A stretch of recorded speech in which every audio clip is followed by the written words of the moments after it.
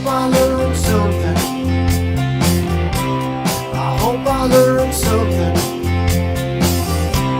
I hope I learned something from the stormy seas, from the brightest days, from the darkest nights, from the sunny days.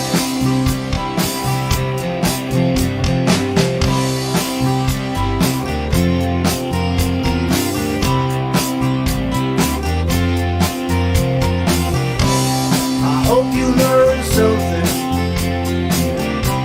I hope you learned something. I hope you learned something from the stormy seas, from the brightest days, from the darkest nights,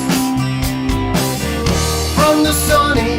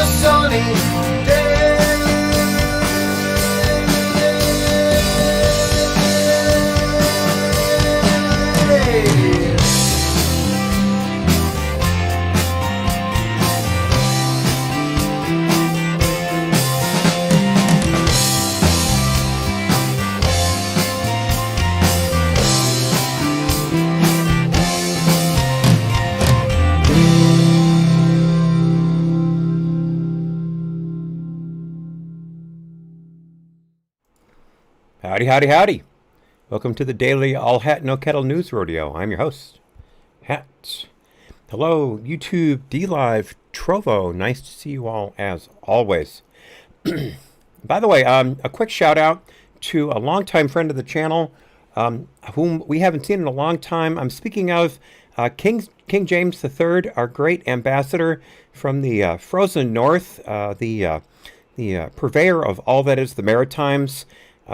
He has been undergoing a great, long, stressful medical journey thanks to the Canadian healthcare system.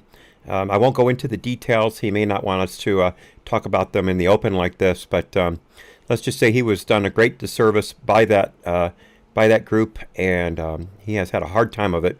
We haven't seen him in quite a while, so just a general call out to anyone who may know of our great ambassador, King James III. Please let him know we're thinking of him, and if you could all get in contact with any of us, please do so. But that is a little something, a little personal touch for the channel. Also, you may notice in a moment, I have changed the formatting of the main screen. I've decided to delete all of the chat windows and blow up the web screen to make it easier to read. I just found that the chat screens were looking very not easy to read on the replays, and also just kind of distracting. So I thought I'd get rid of them. If you agree or disagree, feel free to leave me a comment in the channel as we go along. I'd love to hear your feedback on it. So anyway, teasing today's show, got a pretty interesting YouTube section for you here, including some news about Nickelodeon. And Nickelodeon, I think Junior is the name of their channel for younger viewers. A very, very telling tale of their recent Nielsen numbers, their recent ratings, how those have been doing over the past few years. I think you'll find it not too surprising, but interesting nonetheless. Also, I have yet to see anything from our current president, 46 asterisk, regarding a press conference he's supposed to be having. He and Putin wrapped up hours ago. I mean, hours and hours ago. Putin has already come out and had a press conference. And as you may remember, 46 asterisk said last week that he would not have a joint press conference with Putin after the meeting. I believe he said that he wanted to meet with the free press, which, as I have concluded several times, including this morning during the game stream, which I normally don't do politics on. But it is my reckoning, and not the reckoning of many others, that Biden just can't handle questions from the international press, so he has to handpick, as they always do, the reporters who will be allowed in the same room with him, and they also have to handpick who they will call upon, or is it whom, and what questions they are going to be asked. And he obviously can't do that in a free-for-all presser, so he has to modify things accordingly. That is how I see it. Anyway, so I got a tune from a chat from Electric Dog saying that chats were too small to read. So thank you so much, Doug. Thank you. My technical producer there, so whose input I very much appreciate. All right, let's move on to the show. That is the wrong window. Hang on just a moment. Huh, that's weird. Hang on, this was working just a second ago, honestly. I don't know what's going on here. There we have it. And one more thing here. Once again, quality live production here on All Hat No Cattle, bringing you the latest in technical glitches. All right, once again, let's get into it. Our first Babylon Bee bookend. This is the one on the left from their U.S. section. Congress passes law to recognize Juneteenth, the day Republicans freed all the Democrats' slaves. And here we have a picture inset of a civil war where you have a Union general stopping a rabble of Southerners who are trying to attack a group of freedom-loving African Americans. And an inset, of course, into a shot of the Capitol itself. Dateline, Washington, D.C., the Senate has unanimously passed a resolution to recognize Juneteenth as a federal holiday, commemorating the glorious day Republicans freed the last of the Democrats' slaves. Quote, "We are so proud to show the world how not racist we are by officially recognizing the day the Republicans came charging in to free all our slaves," said Democrat Chuck Schumer. "Yeah, we Democrats did a little whoopsie with that whole slavery thing, but the Republicans corrected it. Thanks, Republicans." Close quote. During this year's Juneteenth, the nation will gather to celebrate the American political party that was founded on protecting human rights of people of all skin colors. Democrats around the country will write letters of apology and organize celebrations for the vast network of Christians, Catholics, Quakers, and Republicans who fought and died to end the scourge of slavery in America. Congress has also approved the building of a giant elephant statue in D.C. to honor the party responsible for the freeing of slaves from Democrat plantations. Biden has confirmed he will organize a celebration at the White House after he lays a wreath on the grave of his best friend, Robert Byrd. Babylon Bee, everyone, nailing it to the wall as always. All right, next up, my personal conceit, the markets. Every major indice fell today. Every one. The Dow barely closed above 34,000, closing at 34,033 and change. Almost a full point drop today. The S&P 500 was also down over half a point. The NASDAQ almost slipped below 14,000 for the first time in ages, closing at almost a full 0.25% down. Gold hit it big time on the skids, closing at this point in time over 1.5% lower than the previous close, down to just under $1,830 an ounce, a full $70 an ounce slide from just a few days ago. What happened to gold is the Fed had their meeting today, and they said that they will not be planning on raising interest rates until sometime in 2023, which is a little earlier than they had been saying before. And with interest rates staying low for that long of time, people don't want to hold precious metals because precious metals are normally a hedge against inflation. And so with inflation being supposedly put off for that length of time, many people holding gold decided to get out. All of the major gold indices today fell by quite a bit. Crude oil also slipped, and I have a story as to why that may be, down to below $72 a barrel, and per West Texas Intermediate Sweet Crude, of course. And Bitcoin well below the 40,000 mark, closing I shouldn't say closing, excuse me, currently trading just a touch below 38,500. Moving right along. This just popped up as I was getting ready to go live. Interesting story here. Turns out that the House, the Democrats in the House, have introduced a bill that would prohibit Apple from pre-installing its own apps on Apple devices. This is a new House antitrust legislation introduced last week, and this is according to David Cicilline, a not by any way a friend of the right. According to this article from Seeking Alpha, the same ban would apply to Amazon's Prime subscription service. The bill is part of a 5-bill package of bipartisan legislation seeking to rein in big tech. The House Judiciary Committee will mark up the bills in a hearing next week. The legislation applies to companies meeting certain criteria, including at least 50 million monthly active users in the U.S., a $600 billion market cap, and serve as a, quote, critical trading partner for the sale or provision of any product or service offered on or directly related to the online platform. Fascinating, fascinating. I've long been a proponent of not allowing companies to preload products with their stuff in direct competition, in fact, over competition to things that may be in the same vein. I almost used the word competitors twice there. I didn't want to. For instance, something I have railed against continuously, my phone. This is an Android, specifically a Samsung S9. And it comes preloaded with, as you might expect, Google and Chrome. I don't use Google and Chrome. I use DuckDuckGo for both my search engine and my browser on my phone. I use Edge currently on my PC for my browser and DuckDuckGo for my search engine, and I am possibly going to switch to Brave as soon as I find time between streams, which so far has been never. Be that as it may, when I decided to switch from those to DuckDuckGo and on both browser and search engine on my phone, I found out that my favorite way of doing any kind of search, which is to do voice to text through the microphone, was turned off if I tried to use DuckDuckGo as a search engine. Same with that as the browser. I could not use the microphone to voice to text. But if I used Chrome and or Google, then the microphone worked for either of those or both. That is obviously a direct disadvantage to using a competitor to those two products. And that is, it's my opinion, against antitrust law. Yet it's been allowed to sit there for decades.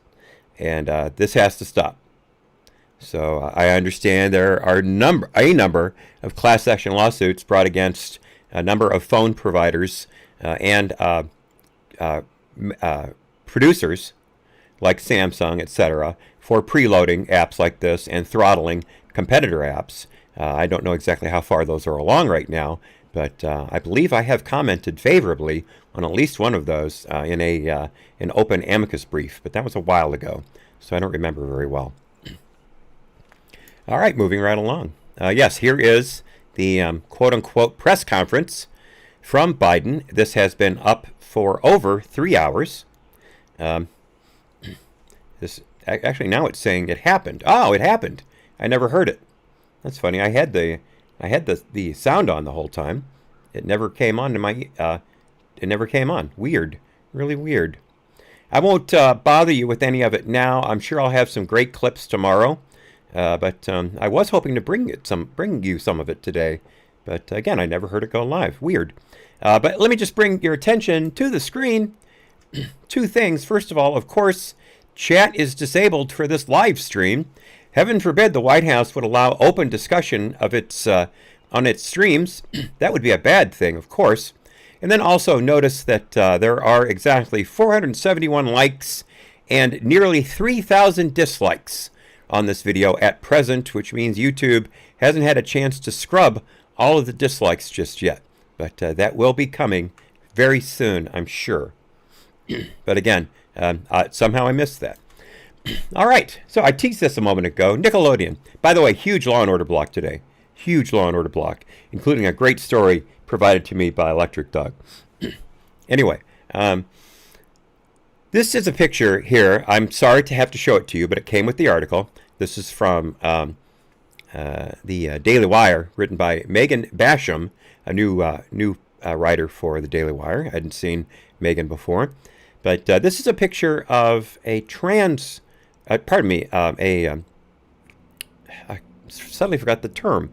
There are so many different terms out there for quote-unquote women. A cross-dresser, female impersonator, if you will. I know there's drag queen. That's it, drag queen. This is a picture of a drag queen named Nina West.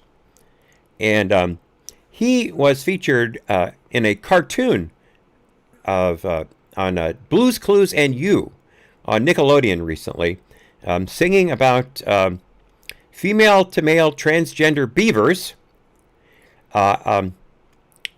trans porpoises in wheelchairs, and other interesting gay and LGBTQ animals. And this was really weird. Really, really weird. And again, this was on a show for 2 to 5 year olds.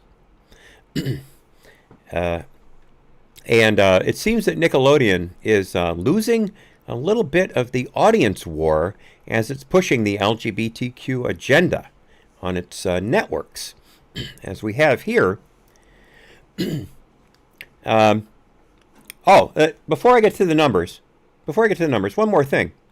I'm sure all of you are familiar with Rugrats. I never watched it. I was a little old for it at the time, but I know the premise. It's a group of babies who have adventures, discussions, etc., with, I believe, one parent involved in the daily lives. And that was a mom. Now, it's going to be a single mom who's a lesbian. Completely retconning the character. Now, there were parents. Now that I think about it, there were parents in Rugrats, weren't there? There was a mom and a dad. I remember now. That's how little I watched the show. But now it's just a single lesbian mom. And it seems that Nickelodeon is reaping the benefits of this wokeness by watching its audience drop all the way to hell.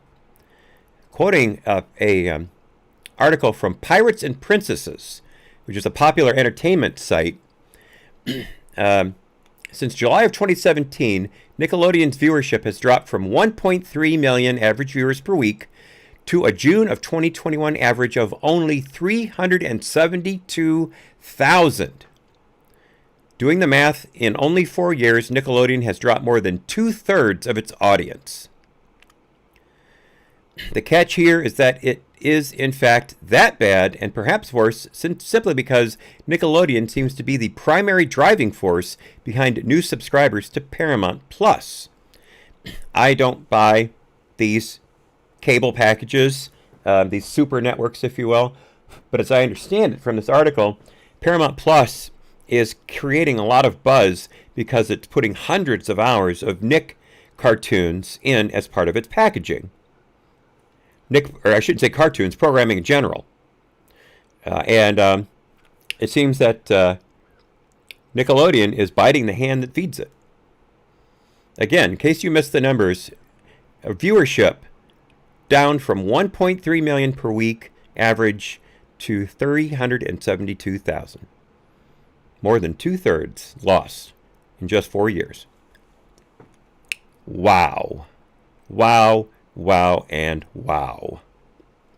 Now, of course, Nickelodeon is doubling down.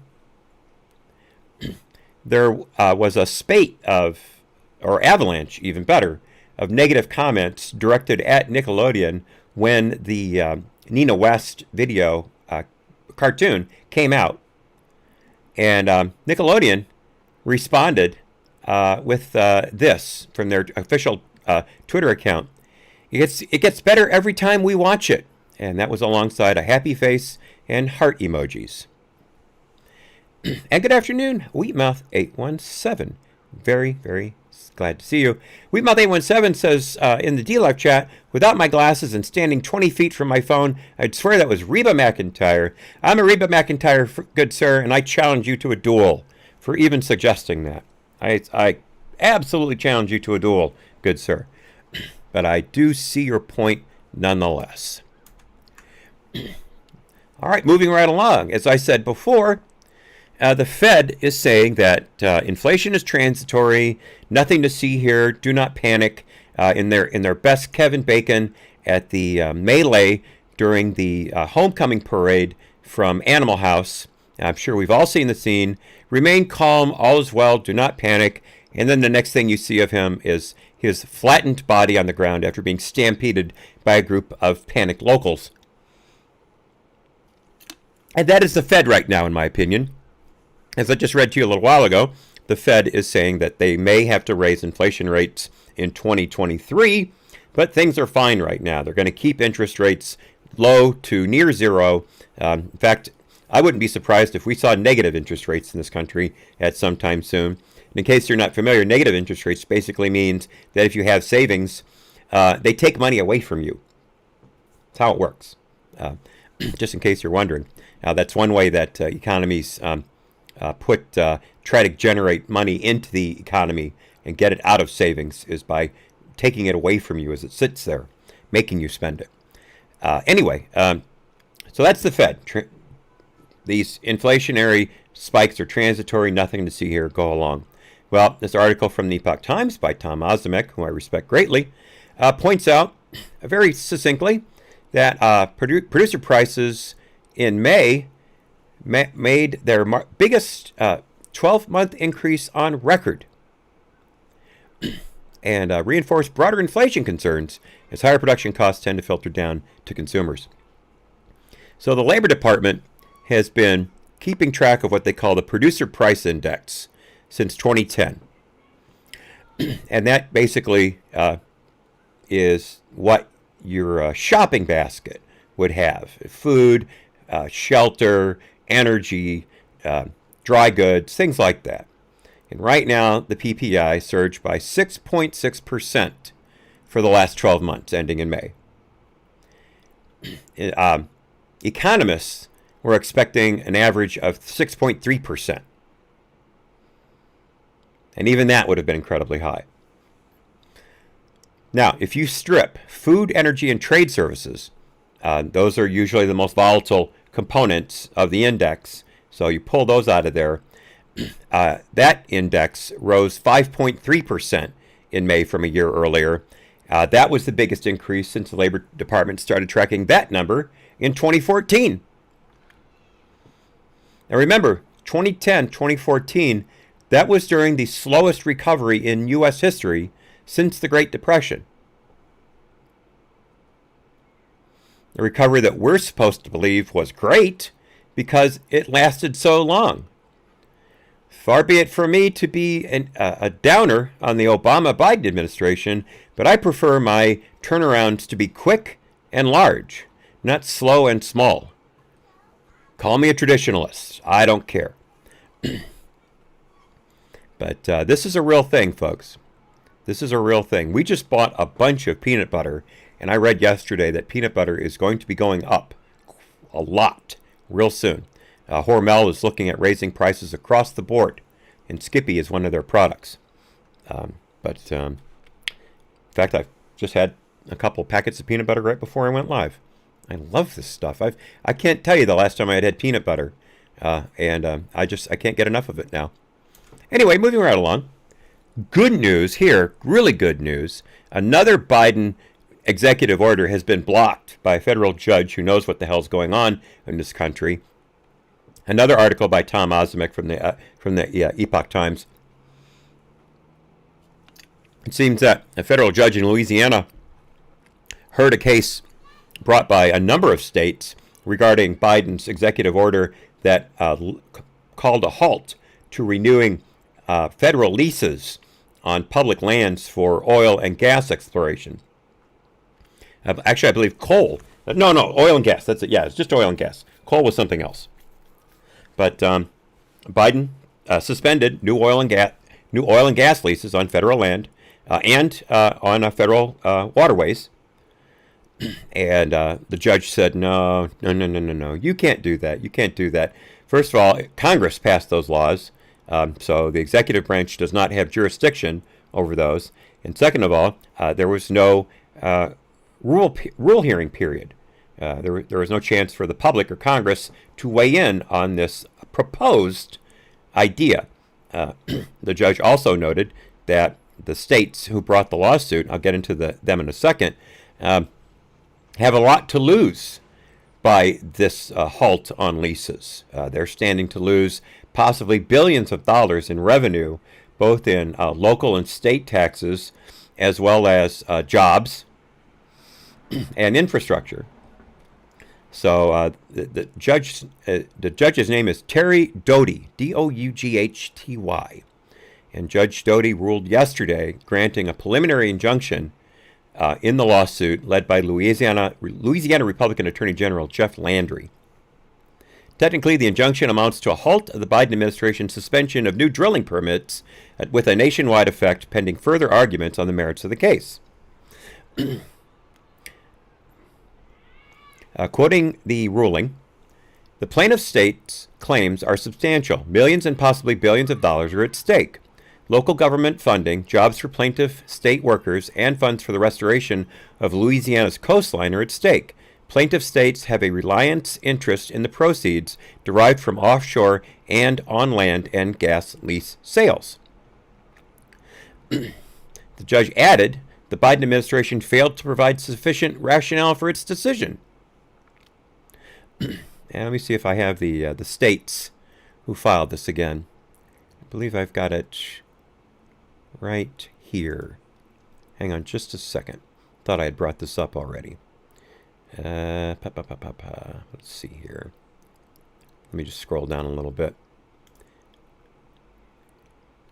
Here we go. All right, Louisiana, Alabama, Alaska, Arkansas, Georgia, Mississippi, Missouri, Montana, Nebraska, Oklahoma, Texas, Utah, and West Virginia. Those are at least the ones who had signed on initially. I think there might have been a couple more later. I'm not really sure. This was filed back in March, late March of this year. So let's hear it for Judge Doughty, I'm not sure which. But good news. In fact, I can't prove it, but I think oil futures dropped a little bit because of this ruling. I could be wrong, but that was my read on it when I saw the numbers starting to drop. Now, another thing that we've been putting up with this administration is their insane ideas for spending. We already saw a close to $2 trillion boondoggle passed back in late February, early March, that supposedly was to get this country back on its feet from the COVID pandemic, when in fact only a handful of percentage of the money laid out in that package actually went to actual COVID things. The vast majority of it was either bailouts for blue states that had ruined their economies through completely capricious lockdowns with no backing with science behind them, and other insane orders, causing hundreds of businesses in municipalities to close forever. I think I read yesterday or the day before that right now economists are counting about 40% of small businesses that were around at the beginning of end of 2019, beginning of 2020, are no longer around at all. Not that they'll be opening later, but they no longer exist. They are closed for good. 40%. Middle class business, small business, is what drives this country's economies. By far. By far. And we lost a huge portion of our tax base because of these lockdowns. A massive part of our tax base. Now, I know federal tax revenues were at a record recently, but with this spending that they're proposing, there's no way it's going to keep up. It's going to start dropping off precipitously, I'm sure of it. But anyway, we've got an analysis here. This is an article from the Daily Wire by Ben Zeisloft. And Biden's $6 trillion budget. Remember, that's just the budget. He already wanted a $4 trillion infrastructure package that now may be pared down to a mere $1 trillion, according to some quote-unquote bipartisan haggling in Congress. But the $6 trillion budget, according to the Tax Foundation, which is a nonprofit that promotes basically sane tax policies, the Tax Foundation is saying that the $6 trillion budget proposal will cut economic growth by just about 1% over the next decade. So it basically says there's good news, bad news here. And here's how the foundation report reads. Again, this is from the Tax Foundation. We estimate that Biden's spending proposals would increase long-run GDP by 0.3% due to enhanced public infrastructure. However, this positive economic effect is entirely offset by the increase in corporate and individual taxation, resulting in less work and investment, which in combination with the spending reduces, and I'll say again, reduces GDP by 0.9% in the long run, reduces, I'll say again, reduces wages by 0.8% and eliminates 165,000 full-time equivalent jobs. The Tax Foundation also forecasts a 2.5% reduction in capital stock, which is the number of productive assets in the economy.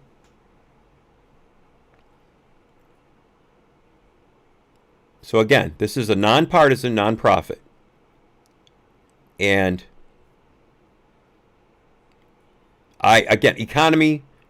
economics is the, I think they call it the mysterious science or something like that. There's a particular name for economics I can never remember that basically shows that, I think that the common joke is, ask 10 economists their opinion and you'll get 13 different answers. I believe that's the standard joke. By the way, well, nice to see White Fox Liz in the chat. It's been a little while, my dear. Great to see you. Great to see you. So anyway, so this is some sobering information from the Tax Foundation. I doubt any of the Democrats will take it to heart, but perhaps it'll give the Republicans a bit of ammunition to beat Manchin and Sinema over the head with. Moving right along. So as I said earlier, the Putin-Biden quote-unquote summit has come and gone. It was supposed to last around 5 hours. Well, it didn't. It didn't. It got cut short. I don't know how or why yet. I have not seen any indices as to why that happened. But there was a pre-meeting. It was supposed to last about 90 minutes, and it did. And then there were supposed to be 2 breakout sessions that would last about 4 hours. And it turned out there was only one session, and it ended after just a few hours. Take that as you will. I personally believe it's because Biden couldn't keep up and bailed. Or Putin pulled the trump card, no pun intended, shut Biden down and walked. I think either of those is very possible. In fact, it could have been a combination of both. We'll have to see. Now, as I said, Putin had his own press conference after the summit. I use that term loosely. And it's fascinating that Putin, once again, puts the ball in the U.S.'s court. Putin is a killer. He's a madman, but he's also ruthless and efficient. There's no two ways about it. A reporter asked him a question just the other day. How is it that all of your political opponents are either dead, in prison, or poisoned? And Putin just blew off the question. Just didn't even acted as if whatever it was didn't even touch him. It went right past him. I mean, remember, his background is KGB. He was a KGB colonel in East Germany, which was the most restrictive of all of the Soviet blocs. I think the common statistic from East Germany is that 60 to 66% of all East Germans were Stasi informers, Stasi being the East German secret police. At least 60% were Stasi informers. In the Soviet Union, they taught kids in school that if your parents had any bourgeoisie tendencies, to report it to your local political Communist Party leader. Report it to your teacher. They taught you to turn in your parents. And East Germany was even worse. And Putin was right there in the middle of it. So he honed his skills they're forged in fire. And the man is a complete ruthless sociopath. So he put the ball in our court a number of times during his little presser earlier. He said a few of these. First of all, under cybercrime, Putin said the two sides had agreed to open consultations on cyber attacks. He also claimed most cyber attacks currently taking place were being carried out from the U.S. In fact, I heard that part of the press conference. And Putin said that the vast majority of cyber attacks come from the U.S., Canada, and the UK. He specifically named them, and he also said that he knew this from a unnamed U.S. agency, information that was not necessarily public. This is Putin basically saying he has spies in the U.S. telling him these things. Can they be verified? Probably not. But it's fascinating that the absolute, if I may say, balls the man has. Let's see. Also on Ukraine, Putin said they discussed it, but he said that he insisted that the Minsk agreements be implemented to end the war in Donbass, the Crimean region where the war has been raging. And Putin accused the U.S. of having a, quote, unpredictable foreign policy by supporting a bloody coup d'etat in Ukraine in 2014. And you remember, 2014 Ukraine, that was one of our signature color revolutions, a playbook that is being used extensively here in the U.S. by BLM and Antifa. By the way, speaking of BLM and Antifa, I heard today that the Navy and the armed forces in general are doing anti-extremist classes. Of course, we all know that white supremacists are the number one cause of terror acts in the United States. We were told that. There's no data to back that up, but we're told that. But they're getting these classes in this theory. And this person asked the lead, the officer leading the class, what about Antifa and BLM? Because all the briefer was talking about was white nationalists and white nationalist militias. And so when asked about Antifa and BLM, the instructor said, no, they don't count. They're only ideas. That's a direct quote, according to this military member, a current military member. That according to military brass, Antifa and BLM are only ideas. Oh, okay. I guess that $2 billion in insurance claims from last year, that's all due to an idea getting out of hand. Thanks. Didn't know. Michael North says in the... Actually, let me quote White Fox Liz first, who says in the D-Live chat, narcissist Putin wouldn't give Biden the time of day Michael North answers, Biden wouldn't understand the time of day, even if narcissist Putin gave it to him. Very well done, folks. Very well done. Now, regarding Navalny, it would be remiss of me not to mention him. Putin refused to say the jailed Kremlin critic's name and attacked him for knowingly, that's a quote, violating his parole by leaving Russia to receive treatment in Germany after his poisoning. Now, Navalny was in a coma at the time, so you can't say he deliberately broke his parole, but that is what he's being held under right now. And press further about the Kremlin's designation of Navalny's political network as, quote, extremist, Putin accused the opposition leader of fomenting revolution and compared the potential for street violence to, quote, terrible events that occurred during Black Lives Matter demonstrations in the U.S. Again, balls in your court, Joe. Your party, specifically, heck, your vice president specifically, promoted BLM rioting all last year and has certainly done nothing to stop it this year. Dozens of people have died as a direct result of these quote-unquote protests, riots, military actions almost. Dozens of people have died. Yet we're supposed to believe that January 6th was the most important attack in this nation's history after one person died, and that person was shot by police, not by the rioters. But who am I to judge? So, as I was teasing, the Pentagon is training departing service members as well to shun recruitment by, quote, anti-government extremists. Now, again, as we all know, anti-government extremists, these are all dog whistles for supporting Trump. This is the cry for unity that this administration has been crowing all during the primary season and all during its tenure in the White House, which is, I now believe, is some 146 days, as opposed to the 120 days Biden referenced 2 days ago. I found out yesterday that he's been in office for 145 days, yet when he answered a question, he said he'd only been in office for 120 days. So, Michael, there's your point in a nutshell. But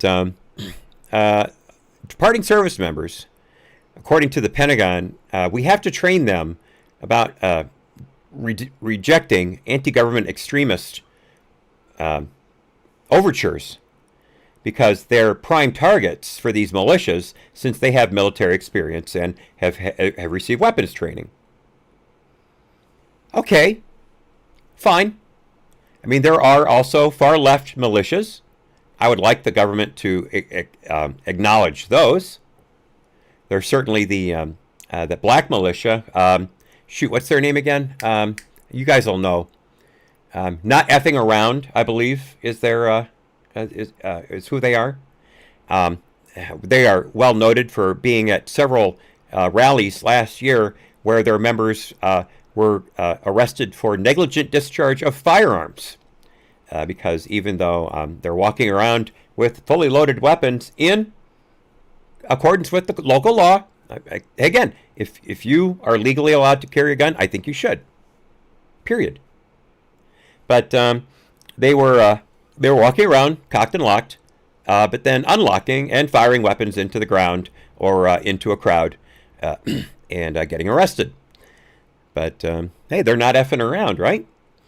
But far be it from us to determine who anti-government extremists are. That's up to the Pentagon and to our fearless Attorney General, Merrick Garland, who just the other day in Congress, or in front of the United States, actually, during a major press conference, said that white supremacy and white supremacist militias are, in fact, the most cogent and threatening part of American society. Even though, again, when was the last white supremacist attack? Does anyone know? Honestly, does anyone know when the last white supremacist attack was?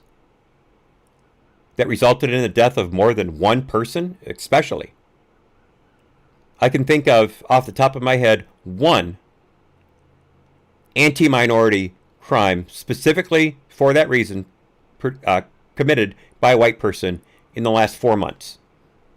And I can't even remember the exact parameters of it, just that that's the one that's happened in the last 4 months. An actual hate crime by a white person against a minority.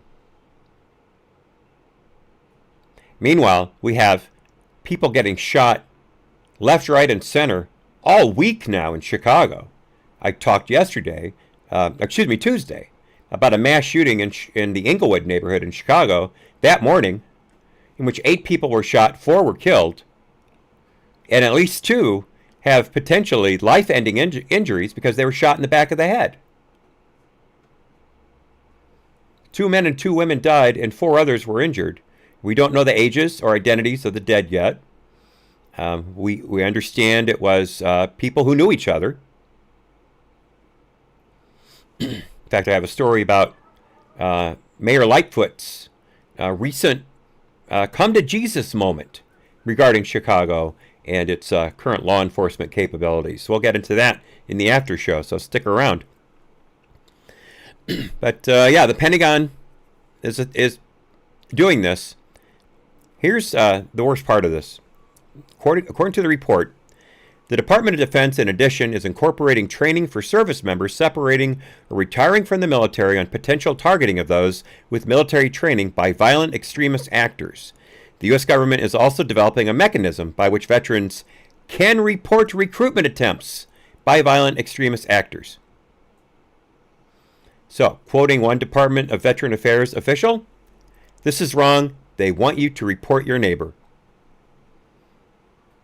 It's exactly what this is. It's exactly what this is. This is drop a dime on someone you don't like, and we'll come after them.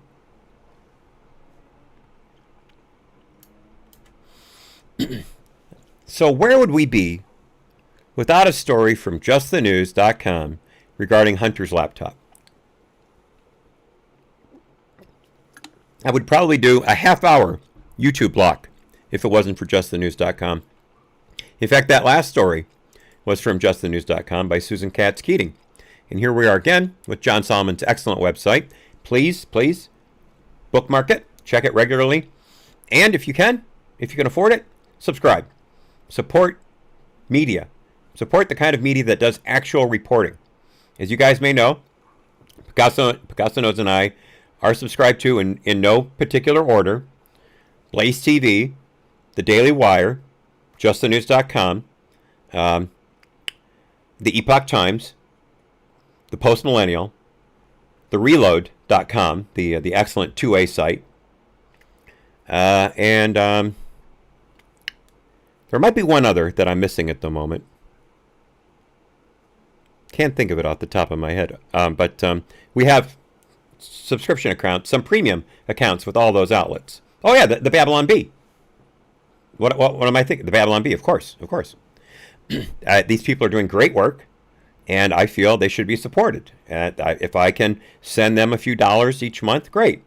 This is one of the reasons that we're very appreciative of the donations you guys give the channel each day. They are very helpful in defraying the costs of these news outlets. If you weren't there, I would probably still subscribe to those outlets because of wanting to support this kind of great reportage. But it does help, and it's always greatly appreciated. And we are very humbled by your generosity every time. Trust me, the one lemon means just as much to me as a Ninja Jet. I think the support from either of those to me is exactly the same. It shows your sentiment towards the channel, and it means a great deal to us. All right, getting back to the show. So what we have here is an email chain between Hunter Biden and some of his pals about how they sucked up to Secretary of State at the time, John Kerry's daughter, Dr. Kerry. I'm sorry, her last name wasn't Kerry, excuse me. Dr. What was her name again? Vanessa. Dr. Vanessa. Oh, it is Vanessa Kerry. I thought she was married. Yeah, Dr. Vanessa Kerry. She runs a nonprofit, and you'll remember, initially Hunter Biden and Devin Archer were in business with, I believe Chris is his first name, Chris Hines, who was the stepson of John Kerry. You remember John Kerry married into the Heinz fortune. And so Chris Heinz was Kerry's stepson. And Heinz was roommates in college with Devon Archer. So Heinz, Archer, and Biden were all in together on Seneca Holdings. And then Devon Archer was approached by Burisma, and everybody knew that with Devon Archer got on board, Hunter was going to be right behind, because Biden had just been named the top envoy to Ukraine. And Burisma, the natural gas giant in Ukraine, a complete and utter criminal enterprise, was looking for a way in with the administration.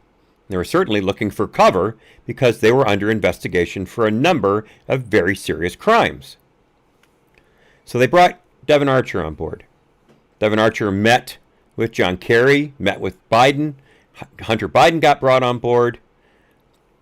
And Chris Heinz said, "You guys shouldn't do this. This is a really bad idea, and I'm totally walking away from this. I don't want anything to do with you guys if you're going to hook up with Burisma. These people are crooks, and I'm not going to bring this kind of heat down on my name." And Chris Heinz walked. So we know that Joe Biden, was brought in on this. He fired the prosecutor who was directly looking into Burisma Holdings and its various crimes. We were told that the prosecutor was fired because he wasn't investigating Burisma aggressively enough. Funny thing is, though, the guy that got put in on Biden's urging, after he literally strong-armed the Ukrainian government to fire the prosecutor, the new guy dropped all the charges against Burisma and walked away from it. Funny how the guy that Biden basically handpicked let everybody go free, even though he was supposed to be the tough-on-crime guy who was going to bring Burisma to heel. Funny how that worked out. Well, Secretary Kerry didn't really want to get involved in all this. The guy is an idiot, but he has certain political instincts. So, and of course, Chris Heinz walked away.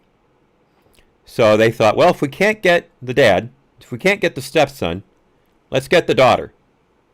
So they went after Kerry's daughter. And she has a nonprofit called Seed Global Health.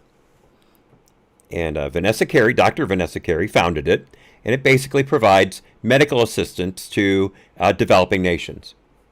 Sometimes in emergency situations, sometimes just as a general course of action. I don't know anything about it, but it sounds like a very worthwhile organization. Although I do have some information about it at the end of this article. I'll get to that in a moment. But it seems that in order to polish their apple, as it were, with then Secretary of State Kerry, Archer and Hunter got the idea of hosting a fundraiser for Vanessa Kerry's organization, and hoping to raise about $100,000 for her organization. And so they had this event at a place called the Quogue, I don't know, Quougue. I can't even spell it, it's so hard. Quougue Club at Halleck House, wherever that is, to raise funds and awareness for my friends there, according to the fundraiser invitation. And it says here in the article, Archer's private fundraiser endeavored to raise $100,000 for the organization and offered 3 tiers for prospective donors. $10,000 for a chair of the fundraiser, $5,000 to be a fundraiser host, and each guest of the fundraiser would have to pony up $1,000. Now, interestingly enough, there is a couple versions of the invitation out there, and both of those are out on the internet right now. They're on Scribd, but I can't get my account to work for some reason, so I can't show you the full version of the invitations, but I can describe them to you because, as it says here in the article, on one of the invitations, the name Seed Global was in large font, and then the principles of the organization were in smaller font below it. But in another of these invitations, Vanessa's name Vanessa's name was in a larger font than the name of the organization. Nothing nefarious there, I'm sure. But, and of course, all of the actors who are currently in this administration, State Department, were involved in this whole deal. There's a thing about Tony Blinken, then Assistant Secretary of State, meeting with these guys. It goes on and on and on. It's a very detailed article, of course, as it always is for justthenews.com. But here's my favorite part. Less than 1 month after Archer's fundraiser for Dr. Kerry, the Obama-Biden CFIUS department, and CFIUS, in case you don't remember, is the department that approves commercial business deals where U.S. businesses are bought by foreign companies. That's it in a nutshell. CFIUS is the body of the government that approved the Uranium One sale to Rosatom, the Russian energy company who bought up some 20-25% of America's uranium reserves, and that was approved by CFIUS. And CFIUS also approved a deal with a CCP, Chinese Communist Party, military-linked industry buying a U.S. company that made parts for vehicles, parts that the Chinese military could use for their vehicles. Because you remember, China has a very robust private military industry synergy. And they are always on the lookout for any kind of technology that they can co-opt into their military purposes. And so they bought a U.S. parts company for that express purpose. And for some reason, even though the Chinese company involved in this takeover had been sanctioned numerous times by the U.S. government for their ties to Chinese military operations, CFIUS allowed the sale to go through anyway. So, going along, let me back up. Less than 1 month after Archer's fundraiser for Dr. Kerry, the Obama-Biden CFIUS department approved the CCP's military-linked takeover of an American manufacturer. Biden's associates celebrated the approval, calling the Henniges deal, that's the name of the company, the Henniges deal a, quote, proof of concept for future China-backed mergers and acquisitions. The subject line of an email sent by Devon Archer on September 15th, 2015 reads as follows: congratulations, 4 exclamation points, proof of concept again. Here's the best part, though. Dr. Kerry's nonprofit has previously drawn criticism for taking more than $9 million in non-competed State Department funds. In 2018, federal prosecutors charged a Seed Global Health executive with violating conflict of interest laws and illegal lobbying. Now, you may not be surprised to know that Seed Global Health, Vanessa Kerry, Hunter Biden, and Devon Archer did not reply to Just the News for comment on the article. I know, surprising. But once again, these things just keep on coming with Biden, Archer, etc.